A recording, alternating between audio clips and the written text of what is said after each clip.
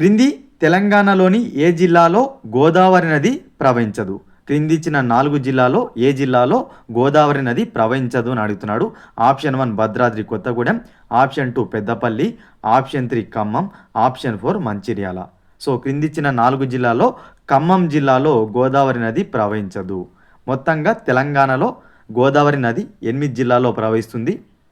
నిజామాబాద్, నిర్మల్, జగిత్యాల, పెద్దపల్లి, మంచిర్యాల, జయశంకర్ భూపాలపల్లి, ములుగు, భద్రాద్రి కొత్తగూడెం. ఈ 8 జిల్లాలో గోదావరి నది దాదాపుగా 560 నుంచి 570 కిలోమీటర్ల పొడవున ప్రవహిస్తుంది గోదావరి నది. సో మొత్తంగా గోదావరి నది పొడవు ఎంత అంటే 1465, 1465 కిలోమీటర్లు అయితే గోదావరి నది పొడవు ఉంటుంది. అందులో 560 to 570 కిలోమీటర్స్ మన తెలంగాణలో ప్రవహిస్తుంది. ఇంపార్టెంట్, ఖమ్మం జిల్లాలో ప్రవహించదు.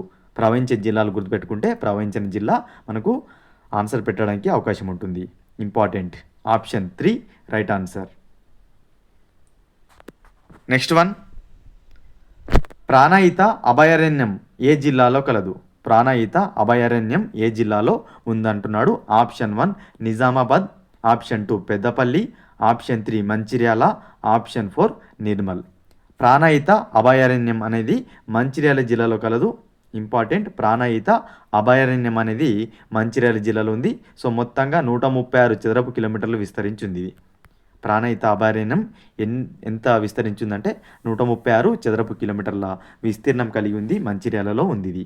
Option 3 right answer. Important. Next one, Karnataka రాష్ట్రంతో సరిహద్దు పంచుకొని తెలంగాణ జిల్లా ఏది? సో మన కర్ణాటక రాష్ట్రంతో తెలంగాణలోని ఏ జిల్లా సరిహద్దు పంచుకోదు అంటున్నాడు. ఇంపార్టెంట్, ప్రీవియస్గా చాలాసార్లు వివిధ రాష్ట్రాలతో సరిహద్దు పంచుకొని జిల్లాలు అడిగారు. సో దానిలో భాగంగా option 1 Narayanpet, option 2 Vikarabad, option 3 Nizamabad, option 4 Kamareddy. So Karnataka రాష్ట్రంతో సరిహద్దు పంచుకొని జిల్లా నిజామాబాద్ సరిహద్దు పంచుకోదు. నారాయణపేట కానీ, వికారాబాద్ కానీ, కామారెడ్డి ఈ 3 కూడా సరిహద్దు పంచుకుంటాయి కర్ణాటక రాష్ట్రంతో. అదేవిధంగా గద్వాల జిల్లా ఒకటి, సంగారెడ్డి, మొత్తంగా 5 జిల్లాలు కర్ణాటకతో సరిహద్దు పంచుకుంటాయి. నారాయణపేట, వికారాబాద్, కామారెడ్డితో పాటు జోగులాంబ, గద్వాల్, సంగారెడ్డి ఈ 5 జిల్లాలు కర్ణాటకతో సరిహద్దు పంచుకునే జిల్లాలుగా ఉన్నాయి. నిజామాబాద్ పంచుకోదు. Option 3 right answer. Next one, Telangana అటవీ క్షేత్ర పరిశోధన కేంద్రం ఎక్కడ ఉంది? తెలంగాణ అటవీ క్షేత్ర పరిశోధన కేంద్రం ఎక్కడ ఉందంటున్నారు. Option 1 Shamshabad, Rangareddy, option 2 Dulapalli, Medchal, Malkajgiri, option 3 Pocharam, Kamareddy, option 4 Narsapur, Medak. Telangana అటవీ క్షేత్ర పరిశోధన కేంద్రం దూలపల్లి, మేడ్చల్, మల్కాజ్గిరి జిల్లాలోని దూలపల్లిలో ఉంది. ఇక్కడే తెలంగాణ స్టేట్ ఫారెస్ట్ అకాడమీ కూడా ఉంది. దూలపల్లిలో అటవీ క్షేత్ర పరిశోధన కేంద్రంతో పాటు తెలంగాణ స్టేట్ ఫారెస్ట్ అకాడమీ కూడా దూలపల్లిలోనే నెలకొని ఉంది. ప్రాంతీయ అటవీ పరిశోధన కేంద్రం ఎక్కడ ఉంది అని అడగవచ్చు. అది సిద్దిపేటలోని ములుగులో ఉంది. ప్రాంతీయ అటవీ పరిశోధన కేంద్రం ఏమో సిద్దిపేటలోని ములుగులో ఉంది. అటవీ క్షేత్ర పరిశోధన కేంద్రం మాత్రం దూలపల్లిలో ఉంది. స్టేట్ ఫారెస్ట్ అకాడమీ కూడా దూలపల్లిలో ఉంది, గుర్తుపెట్టుకోండి. Option 2 right answer. Next one, Indian aurora అనే గ్రానైట్ క్రింది ఏ ప్రాంతంలో లభిస్తుంది? ఇంపార్టెంట్, ఇండియన్ అరోరా అనే గ్రానైట్ ఏదైతుందో అది తెలంగాణలోని ఒకే ఒక ప్రాంతంలో లభిస్తుంది. ఏ ప్రాంతంలో అంటున్నారు. ఆప్షన్ 1 మానకొండూరు, కరీంనగర్ జిల్లా, ఆప్షన్ 2 సుల్తానాబాద్, కరీంనగర్ జిల్లా, ఆప్షన్ 3 భీమ్గల్, నిజామాబాద్ జిల్లా, ఆప్షన్ 4 కల్వాలా, కరీంనగర్ జిల్లా. సో ఇండియన్ అరోరా అనే గ్రానైట్ అనేది కేవలం భీమ్గల్ ప్రాంతంలో లభిస్తుంది. నిజామాబాద్ జిల్లాలోని భీమ్గల్ ప్రాంతంలో మాత్రమే ఈ ఇండియన్ అరోరా అనే గ్రానైట్ లభిస్తుంది తెలంగాణలో. ఎక్కడ ఉంది ఇది? నిజామాబాద్ జిల్లాలో ఉంది. Option 3 right answer. Next one, Telangana రాష్ట్రానికి ఉత్తర వాయువ్య దిశలో ఉన్న రాష్ట్రం ఏది? తెలంగాణ రాష్ట్రానికి ఉత్తర వాయువ్య దిశలో ఉన్న రాష్ట్రం ఏది? Option 1 Chhattisgarh, option 2 Maharashtra, option 3 Andhra Pradesh, option 4 Karnataka. So మనకు తెలంగాణ రాష్ట్రానికి ఉత్తర వాయువ్య దిశలో మహారాష్ట్ర ఉంది. ఉత్తర వాయువ్య దిశలో మహారాష్ట్ర ఉంది. ఇంపార్టెంట్, ఈశాన్య దిశలో ఛత్తీస్గఢ్ ఉంటుంది. ఓకేనా. పడమర దిశలో కర్ణాటక ఉంటుంది. అదేవిధంగా దక్షిణం తూర్పు దిశలో ఆంధ్రప్రదేశ్ ఉంటుంది. దిశలు కూడా ఇంపార్టెంట్, అడగడానికి అవకాశం ఉంది. ఓకేనా. ఉత్తర మరియు వాయువ్య దిశలో మహారాష్ట్ర ఉంటే ఛత్తీస్గఢ్ ఎక్కడ ఉంది? ఈశాన్య దిశలో ఉంది. పడమర దిశలో కర్ణాటకను గుర్తుపెట్టుకోండి. దక్షిణం తూర్పు దిశలో ఆంధ్రప్రదేశ్ ఉంటుంది. నెక్స్ట్ వన్, పోచారం అభయారణ్యం క్రింది ఏ 2 జిల్లాల్లో ఉమ్మడి విస్తరించింది? సో పోచారం అభయారణ్యం ఉంది. సో అది ఏ 2 జిల్లాల్లో విస్తరించింది అంటున్నారు. Option 1 Medak Sangareddy, option 2 Medak Kamareddy, option 3 Kamareddy Sangareddy, option 4 Kamareddy Nizamabad. Pocharam అభయారణ్యం అనేది మెదక్ కామారెడ్డిల ఉమ్మడిగా విస్తరించింది. మెదక్ కామారెడ్డి జిల్లాలో ఉమ్మడిగా విస్తరించింది పోచారం అభయారణ్యం. ఓకేనా, ఇంపార్టెంట్. నాగిరెడ్డిపేట మండలి దాటిన తర్వాత మెదక్కు ఆనుకొని ఉంటుంది. మెదక్ కామారెడ్డి జిల్లాలో విస్తరించిందనమాట. ఇది దేనికి ప్రత్యేకత అంటే మనకు వలస పక్షులకు ప్రత్యేకత కలిగిందనమాట ఈ పోచారం అభయారణ్యం అనేది. Option 2 right answer. Next one, Telangana రాష్ట్ర ఎస్టీ జనాభా శాతం ఎంత? 2011 జనాభా లెక్కల ప్రకారం తెలంగాణ రాష్ట్ర ఎస్టీ జనాభా శాతం ఎంత? Option 1 12.08, option 2 9.08, option 3 8.25, option 4 10.67. So Telangana రాష్ట్రంలో ఎస్టీ జనాభా శాతం 9.08, 9.08% అనేది ఎస్టీ జనాభా శాతంగా ఉంది.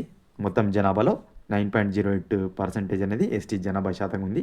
జనాభా పరంగా చూసుకుంటే 31,77,940 ఉంది. 31,77,940గా ఉందన్నమాట ఎస్టీ జనాభా. Option 2 right answer. Next one, నైరుతి ఋతుపవనాల వలన ఏ జిల్లా అత్యధికంగా వర్షపాతం పొందుతుంది? ఇంపార్టెంట్. నైరుతి ఋతుపవనాల వలన ఏ జిల్లా అత్యధికంగా వర్షపాతం పొందుతుంది?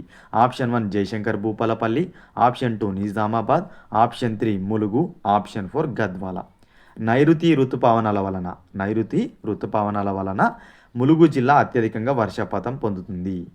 మన తెలంగాణలోని ములుగు జిల్లా నైరుతి ఋతుపవనాల వల్ల అత్యధికంగా వర్షపాతం పొందుతుంటే ఈ నైరుతి ఋతుపవనాల వల్ల అత్యల్పంగా వర్షపాతం పొందుతుంది గద్వాల. నైరుతి ఋతుపవనాల వల్ల అత్యధికంగా ములుగులో వర్షపాతం నమోదైతే గద్వాలలో అత్యల్పంగా నమోదవుతుంది వర్షపాతం. Important. Option 3 right answer. Next one, Telangana రాష్ట్రంలో నల్లరేగడి నేలల శాతం ఎంత? తెలంగాణ రాష్ట్రంలో నల్లరేగడి నేలల శాతం ఎంత? Option 1 18%, option 2 21%, option 3 15%, option 4 26%. Telangana రాష్ట్రంలో నల్లరేగడి నేలల శాతం 26%. తెలంగాణ రాష్ట్రంలో నల్లరేగడి నేలల శాతం 26%. Option 4 right answer. Next one,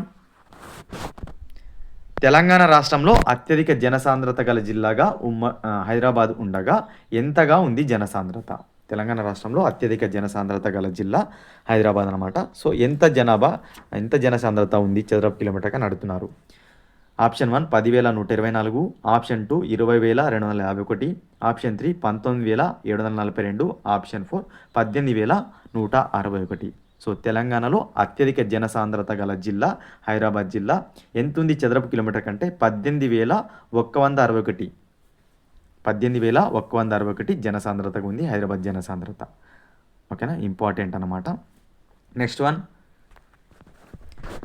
తెలంగాణలో గోదావరి నదికి కుడివైపు నుంచి కలిసే ఉపనది కానిది ఏది? సో తెలంగాణలో మనకు గోదావరి నదికి కుడివైపు నుంచి కలిసే ఉపనదులు ఉన్నాయి, అదేవిధంగా ఎడమ వైపు నుంచి కలిసే ఉపనదులు ఉన్నాయి. అందులో మనకు కుడివైపు నుంచి కలిసే ఉపనది కానిది ఏది అంటున్నారు? Option 1 Manjeera, option 2 Maneru, option 3 Sileru, option 4 Kinnerasani. So మనకు తెలంగాణలో గోదావరి నదికి కుడివైపు నుంచి కలిసే ఉపనది కానిది సీలేరు. సీలేరు అనేది మనకు ఎడమ వైపు నుంచి కలిసే ఉపనది, కుడివైపు నుంచి కలిసే ఉపనది కాదు. కుడివైపు నుంచి కలిసే ఉపనదులు మాంజీరా, మానేరు, కిన్నెరసాని, అదేవిధంగా ప్రవర, మూల, పెద్దవాగు. ఇవన్నీ కూడా మనకు కుడివైపు నుంచి కలుస్తాయి. ఈ సీలేరు అనేది ఎడమ వైపు నుంచి కలుస్తుంది. ఎడమవైపు నుంచి కలిసే ఉపనదులు వచ్చేసి ప్రాణహిత కానీ, ఇంద్రావతి, శబరి, పూర్ణ, కడెం, తాలిపేరు ఇవన్నీ కూడా ఎడమ వైపు నుంచి కలుస్తాయి. Important. Option 3 right answer. Next one, వ్యవసాయ వాతావరణ దక్షిణ తెలంగాణ మండలం యొక్క ప్రధాన కేంద్రం ఎక్కడ ఉంది? సో మనకు వ్యవసాయ వాతావరణం ప్రకారం 3 మండలాలుగా విభజించారు తెలంగాణని. అందులో దక్షిణ మండలం యొక్క ప్రధాన కేంద్రం ఎక్కడుందంటున్నారు. Option 1 Nagarkurnool, option 2 Gadwal, option 3 Mahabubnagar, option 4 Rangareddy. So వ్యవసాయ మండలాల ఆధారంగా దక్షిణ తెలంగాణ మండలం యొక్క ప్రధాన కేంద్రం నాగర్ కర్నూల్, నాగర్ కర్నూల్లోని పాలెంలో ఉంది. Important. Option 1 right answer. Next one, Godavari నది పైన సుందిల్లా ఎత్తిపోతల పథకం ఏ జిల్లాలో కలదు. సో గోదావరి నది పైన సుందిల్లా ఎత్తిపోతల పథకం అనేది ఏ జిల్లాలో ఉంది అంటున్నారు. Option 1 Mancherial, option 2 Nizamabad, option 3 Nirmal, option 4 Peddapalli. So మనకు గోదావరి నది పైన సుందిల్లా ఎత్తిపోతల పథకం అనేది పెద్దపల్లి జిల్లాలో ఉంది. పెద్దపల్లి జిల్లాలో ఉంది. ఏంది? సుందిల్లా ఎత్తిపోతల పథకం అన్నమాట. ఇంపార్టెంట్. నెక్స్ట్ వన్, తెలంగాణ రాష్ట్ర గ్రామీణ ప్రాంత లింగ నిష్పత్తి ఎంత? తెలంగాణ రాష్ట్రంలో గ్రామీణ ప్రాంత లింగ నిష్పత్తి ఎంత అంటున్నారు. Option 1 988, option 2 970, option 3 999, option 4 965. So Telangana రాష్ట్ర గ్రామీణ ప్రాంత లింగ నిష్పత్తి 999. తెలంగాణ రాష్ట్రంలో గ్రామీణ ప్రాంతాల్లో లింగ నిష్పత్తి 999గా ఉంది. అదేవిధంగా తెలంగాణ రాష్ట్ర లింగ నిష్పత్తి 988 ఓవరాల్గా, అంటే పట్టణ గ్రామీణ ప్రాంతం కలుపుకొని 988 కాగా, అదేవిధంగా మనకు ఏదైతే పట్టణ ప్రాంత లింగ నిష్పత్తి ఉందో 970గా ఉంది. ఇది ఓవరాల్ 988, పట్టణ ప్రాంత 970, గ్రామీణ ప్రాంతాల్లో 999. Option 3 right answer. ఇవి ఫ్రెండ్స్ ఈ వీడియోలో భాగంగా ముఖ్యమైన బిట్స్. వీడియో కనుక నచ్చినట్లయితే లైక్ చేసి షేర్ చేయండి. ఇటువంటి ఇంపార్టెంట్ వీడియోస్ను మిస్ కాకుండా చూడాలనుకుంటే మన ఛానల్ని సబ్స్క్రైబ్ చేసుకొని పక్కన ఉన్న బెల్ బటన్ క్లిక్ చేయండి. మరొక ఇంపార్టెంట్ వీడియోతో మీ ముందుంటాను ఫ్రెండ్స్.